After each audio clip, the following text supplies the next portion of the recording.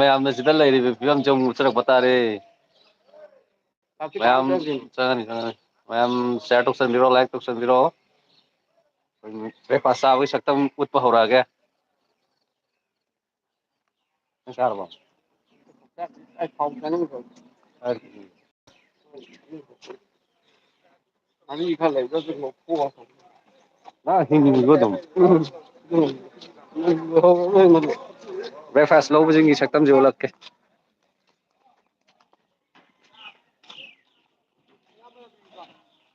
ꯀꯦꯖꯤ ꯑꯃ ꯃꯊꯟꯇ ꯆꯥꯏꯁꯦ ꯅꯪꯒꯟꯒꯁꯦ ꯄꯨꯔꯥ ꯄꯥꯏ ꯌꯦꯡꯉꯨ ꯇꯨ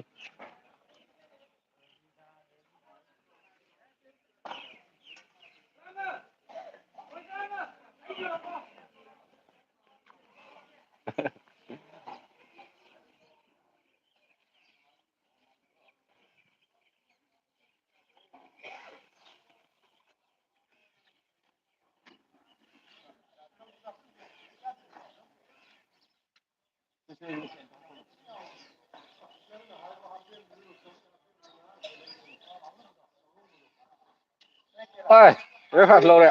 ꯅꯊꯟꯗꯩꯔꯣ ꯑꯩꯈꯣꯏ ꯑꯅꯤꯒꯤꯅꯦ ꯏꯇꯣꯝꯇ ꯆꯥꯔꯦ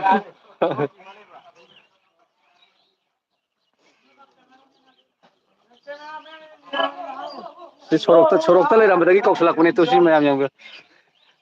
ꯅꯨꯡꯉꯥꯏꯇꯗꯅ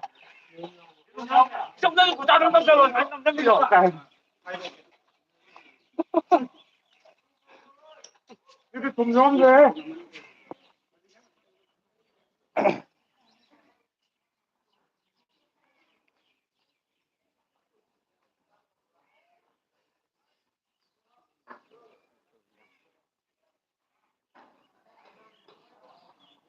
ꯆꯥꯛ ꯊꯣꯡꯅꯕ ꯁꯤꯡꯅꯤ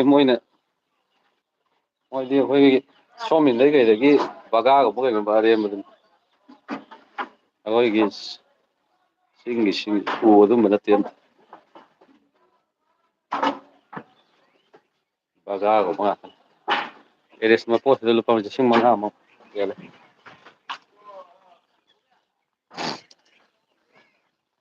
ꯑꯣ ꯖꯥꯅꯤ ꯖꯥꯅꯥ ꯇꯨझे दीवाना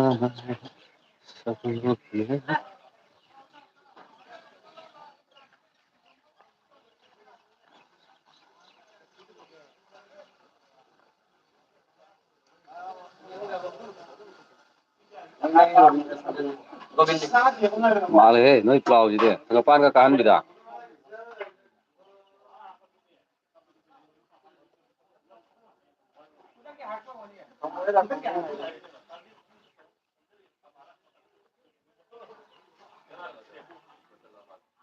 ꯅꯣꯏꯒꯤꯁꯨ ꯄ꯭ꯂꯥꯎ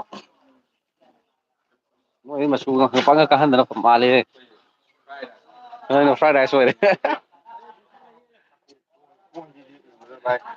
ꯀꯩꯁꯨ ꯀꯥꯏꯗꯦ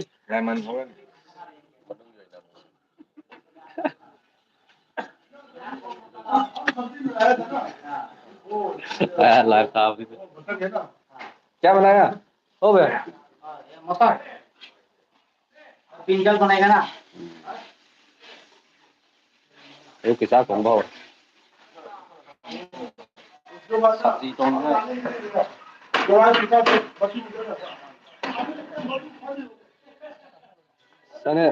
ꯏꯁꯄꯤꯁꯦꯜ ꯀꯥꯡꯕꯨꯅꯤꯅ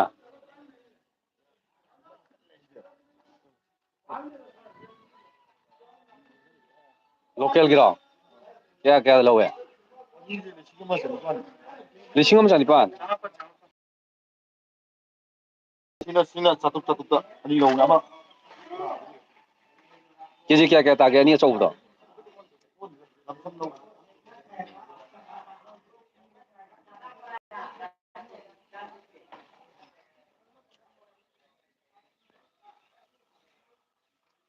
ꯈꯣꯡꯎꯞ ꯁꯦꯡꯕꯅ ꯁꯦꯡꯕ ꯈꯣꯡꯎꯞ ꯁꯦꯡꯕꯅ ꯁꯦꯡꯕ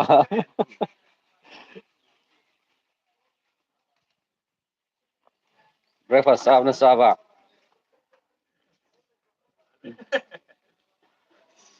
ꯑꯉꯥꯡ ꯑꯣꯏꯔꯤꯉꯩꯗꯒ ꯃꯥꯡꯒꯣꯟꯗꯒ ꯐꯝꯃ ꯆꯔꯥ ꯋꯥꯟꯕꯗꯣ ꯃꯥꯟꯗ꯭ꯔꯥ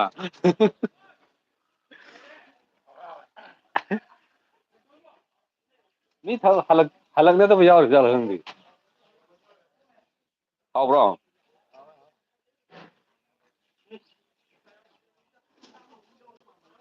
ꯀꯥꯝꯖꯥꯔꯤ ꯍꯜꯂꯛꯄ ꯀꯥꯡꯕꯨ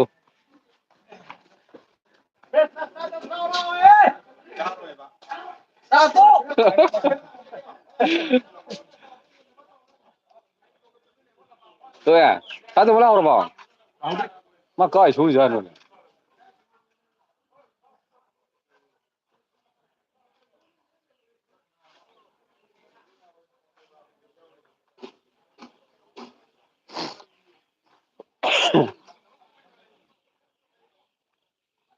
ꯆꯥꯔꯕꯣ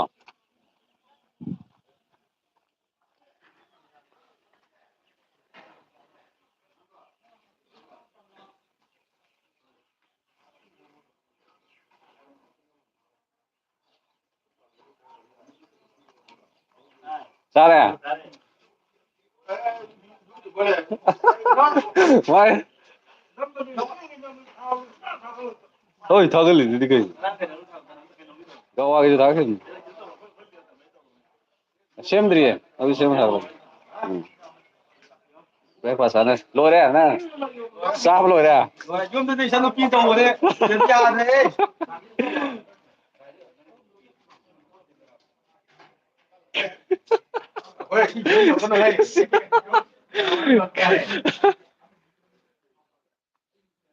ꯆꯥꯔꯕꯣ ꯕ꯭ꯔꯦꯛꯐꯥꯁ ꯆꯥꯔꯕꯣ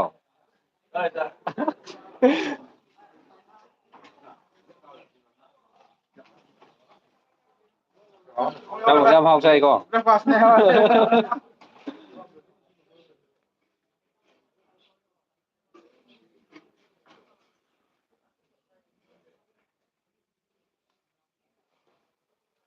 ꯅꯪꯒꯤꯗ ꯑꯩꯅ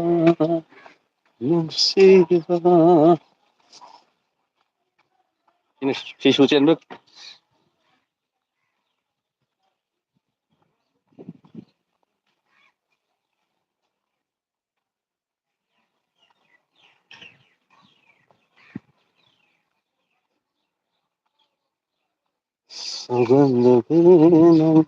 ꯀꯩꯅꯣ ꯉꯟꯇꯥꯅ ꯗꯤꯁꯄꯣ ꯊꯤꯗ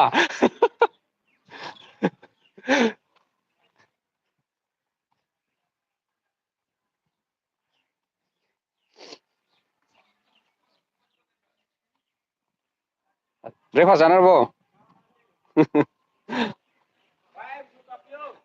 ꯕ꯭ꯔꯦꯛꯐꯥꯁ ꯆꯥꯔꯕꯣ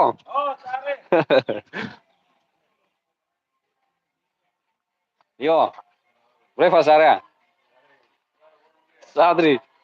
ꯂꯥꯏꯚ ꯃꯇꯦꯛ ꯑꯃ ꯊꯥꯗꯣꯛꯀꯦꯅ ꯂꯥꯛꯄꯅꯦ ꯆꯪꯉꯣꯏ ꯃꯅꯨꯡ ꯆꯪꯉꯣꯏ ꯅꯣꯏ ꯃꯣꯔꯅꯤꯡ ꯃꯣꯔꯅꯤꯡ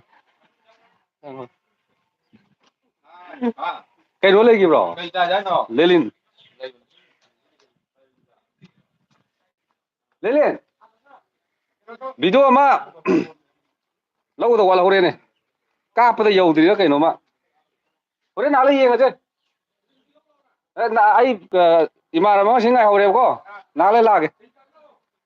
ꯑꯩꯈꯣꯏꯁꯨ ꯉꯥꯏ ꯂꯩꯍꯧꯔꯦ ꯑꯗꯨ ꯆꯥꯕꯒꯤ ꯍꯣꯏ ꯍꯣꯏ ꯄꯣꯔꯛꯄ ꯁ꯭ꯋꯥꯏꯗ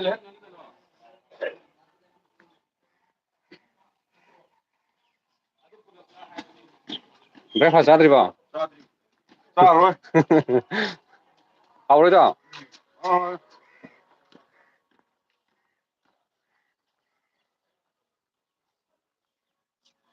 ꯃꯣꯔꯅꯤꯡ ꯃꯣꯔꯅꯤꯡ ꯕ꯭ꯔꯣ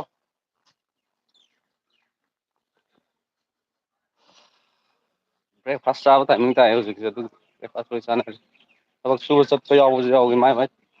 ꯑꯦꯔꯤꯌꯥ ꯄꯤꯕꯗꯣ ꯂꯣꯏꯁꯤꯟꯅꯗꯕꯒꯤ ꯍꯜꯂꯛꯅꯗꯕꯁꯨ ꯌꯥꯎꯏ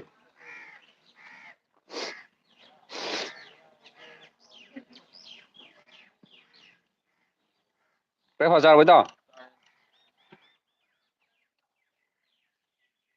ꯕ꯭ꯔꯦꯛꯐꯥꯁ ꯆꯥꯗ꯭ꯔꯤ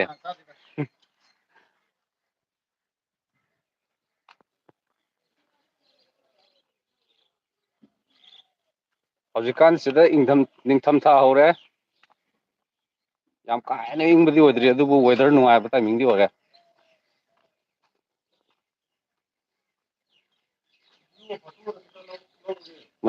ꯃꯣꯕꯥꯏꯜ ꯌꯦꯡꯅꯤꯡꯉꯥꯏ ꯍꯪꯅꯕ ꯍꯧꯔꯛꯑꯦ ꯀꯝꯄꯅꯤꯒꯤ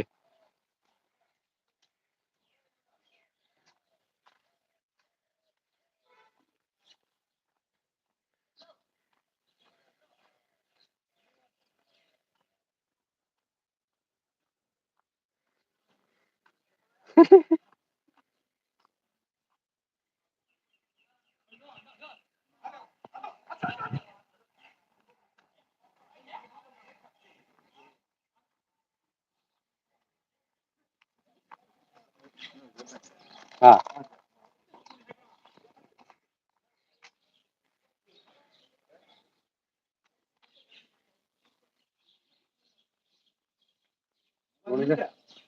हाँ मैं पहले से पकड़ लिया है कि वो वीडियो बनाने के लिए।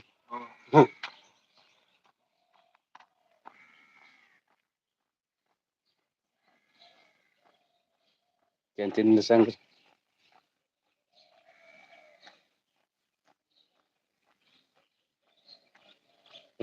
से मी फजन सोना रखते और नाल फजन उल्लक नत्रदी मी ताक ताए थबक सुबह कई लोई चनगी